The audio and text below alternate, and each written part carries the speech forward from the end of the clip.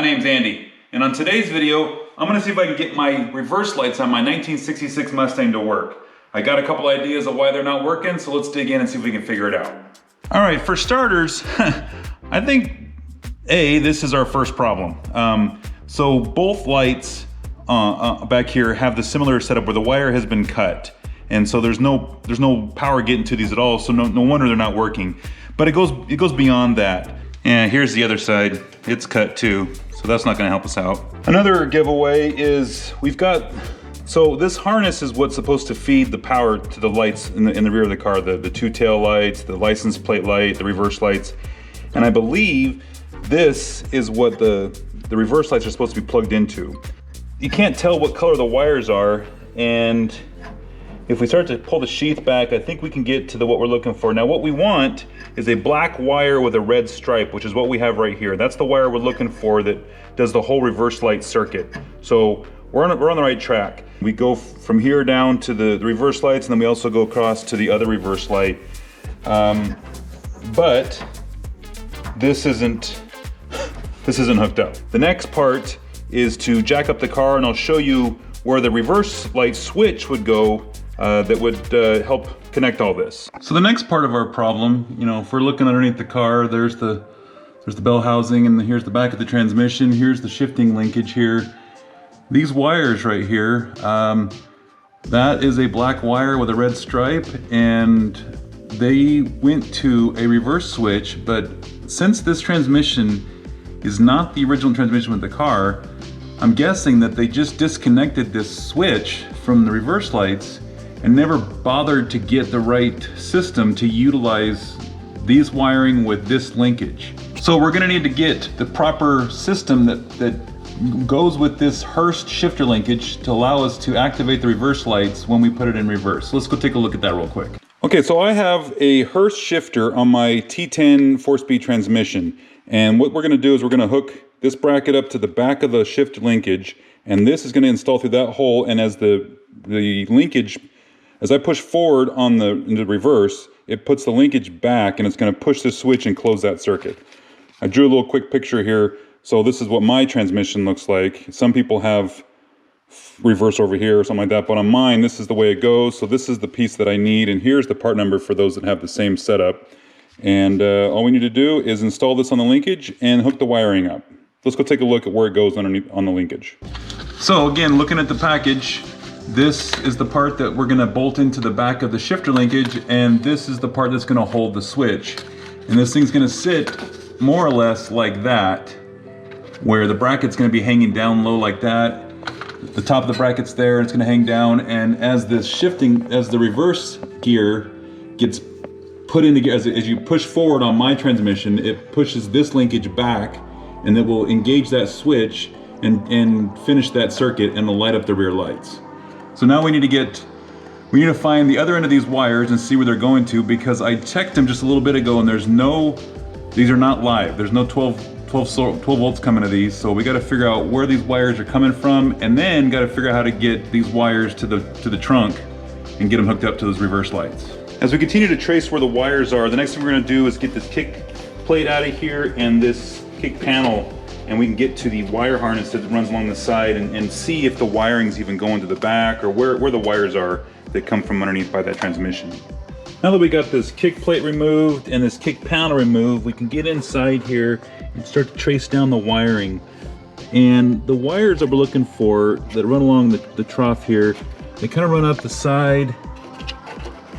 They're inside here, and here we can see, here's that black wire with the red stripe. It's kind of hard to see on the camera here, but there it is.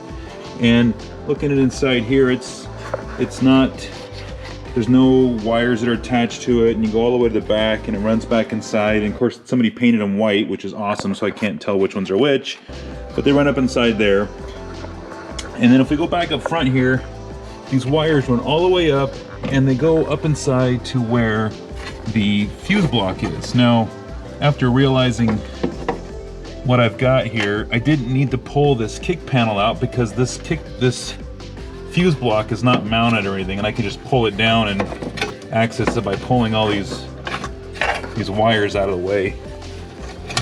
The fuse that we're looking for is this top one right here. This top fuse is the one that's gonna control the backup lights.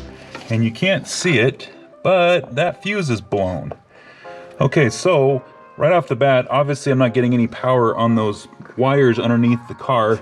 If we go back underneath, so that wire that's hanging out there, those are the wires for the reverse light switch. And I wondered if maybe that fuse blew because one of those wires touched the ground and shorted that circuit. So the next step we're gonna wanna do is we're gonna wanna replace that fuse. And if it doesn't blow when we put it in there, then that's a good start. And then we can go back underneath the car and test that wire. And if we can get a 12-volt signal off that wire by the transmission, then we're in a good spot. So let's do that first. Let's just pop out this fuse since this one's blown. Get that guy out of there. And I noticed that it's a really short fuse. So I wonder if it's not the right fuse that's supposed to be in here to begin with, but that's another story, I'm sure. All right, so that's out of it. Let's get the new one, put it in. And comparing, so this is what was in there, and here is a 14 amp fuse that should be in there. It's obviously longer. So let's see, hopefully I don't get shocked. If it's grounding somewhere and that's why it blew, then we're gonna find out in a hurry. Okay, we are in there, and maybe let's turn the car on and see if that'll do anything. All right, car is on. Fuse is not popping, so that's a good sign. Test it real quick and make sure that everything's working right. Let's make sure that we're getting some juice to this thing. All right, so we are getting voltage to it. It hasn't popped yet, which means nothing's grounded. Let's go underneath the car and test that wire that's by the transmission and see if it's got a 12-volt signal. Okay, there we go. So we are getting 12 volts to this line now, which is good. That's a good sign. What I should do is maybe bridge these two together and then test the wire back in the trunk and see if it's getting a signal there. So let's do that. And what we're just doing here is we're just completing the circuit, which would act as if the switch was being pressed when you put it in reverse. This closes that circuit, and now we're gonna go back and see if the terminal is live where the lights would plug in. So if we put in this lead in here, and then we ground it out, and we're getting a bump here. I don't have a very good ground, but yeah, it's going up in voltage. So we've got the voltage that we're looking for.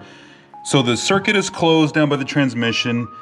That's bringing juice to this wire. This wire will be hooked up to the reverse light. So I think we're on the right path. So now I need to get that switch installed on the transmission, and then I need to come back here and hook up the wiring for the rear lights. So let's get that done. All right, now we've got the two wires cleaned up and ready to go. We've got some ring terminals on here to go with the terminals that are on the switch, and then getting the wire just kind of tucked around, and it'll fit right inside here. You have to be careful which way you put these terminals. If they hang, see, it goes like that in the bracket. If these terminals are on the bottom side, your e-brake lever would probably hit it.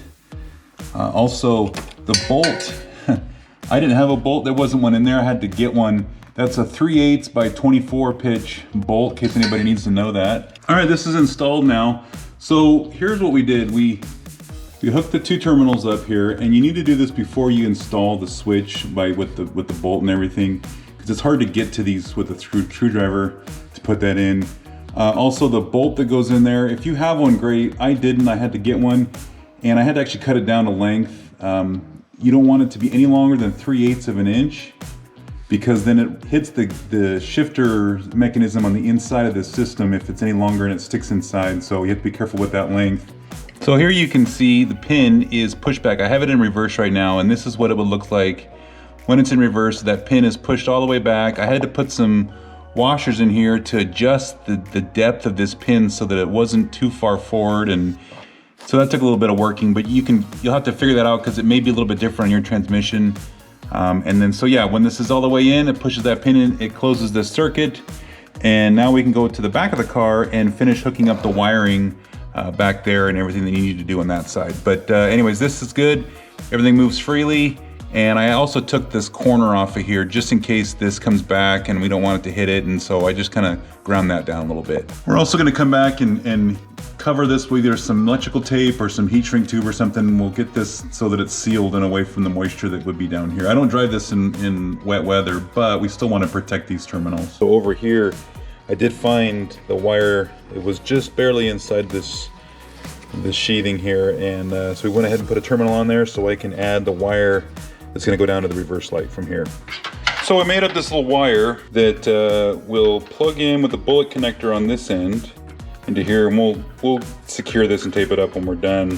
And then this end, I'm going to feed it through. There's a little hole right here.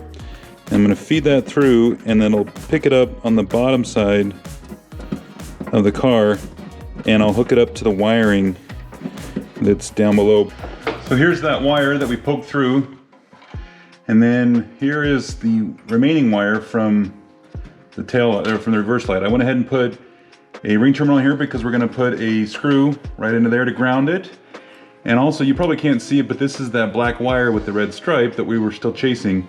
So we're going to hook this one up to here, and then we'll finish the ground right there.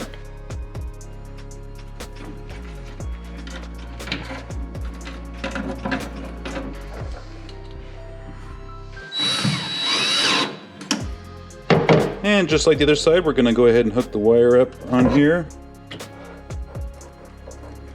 And then we're going to feed it down in that same little type of hole, just like we did on the other side. And this is the same black wire with the red stripe, although it's hard to see here.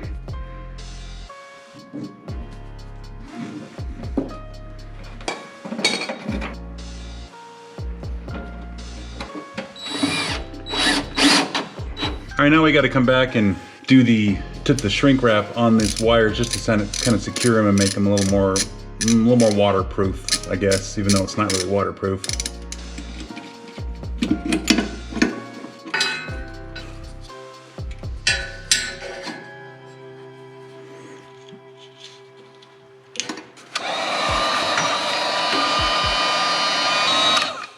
Well, that's just fantastic. I guess that stuff is too big.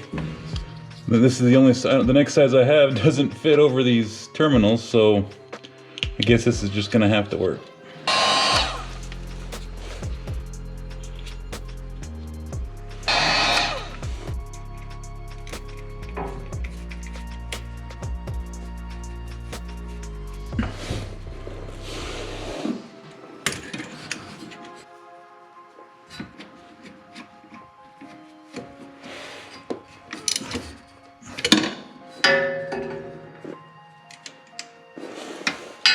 All right, last thing we got to do is just check these bulbs and make sure that they're good to go and that they're happy, and then we can go from there.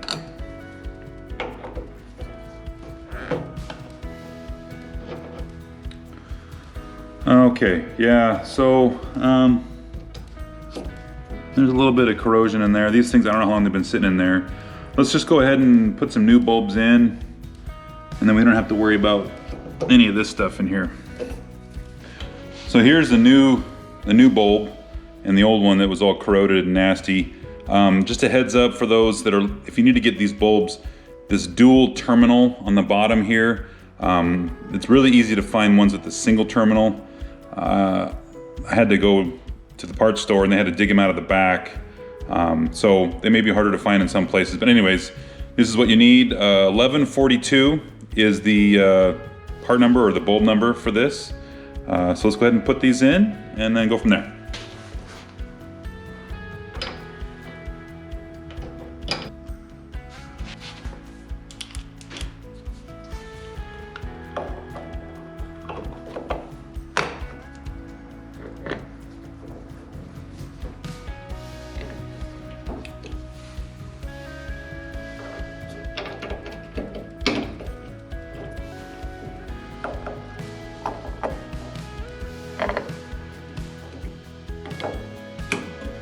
All right, now comes the moment that we've been waiting for.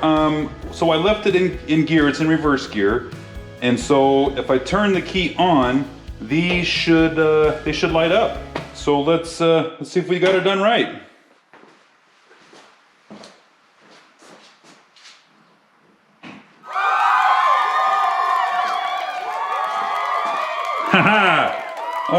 that's a good sign. That feels really good. We got that figured out. I'm gonna take it out of gear and put it back into gear, and we'll see if the lights come off and go back on.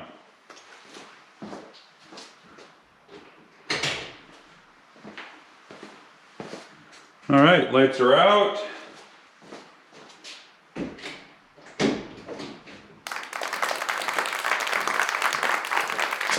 All right, and lights are back on. Awesome. Well, guys, that's another one done. That feels pretty good to have that done. Taking apart the door sill there to get to the wiring. Looks like I didn't need to do that. Like I said, that fuse block of mine is not mounted down, so that was easy to just pull out of there. So that was something I didn't have to do, but we got it figured out. We found out that the fuse was blown. We were missing that switch on the transmission for the reverse lights, and then the light bulbs in there looked pretty bad, so we had some wiring to do. We had to do quite a bit to get this set up, but it worked on the first try, so that feels pretty good. Yeah, so that's another win. Guys, thanks for sticking around on this one. If you do me a favor and like the video and subscribe if you want, and I'd appreciate it. It helps my channel out. And we'll see you guys on the next one.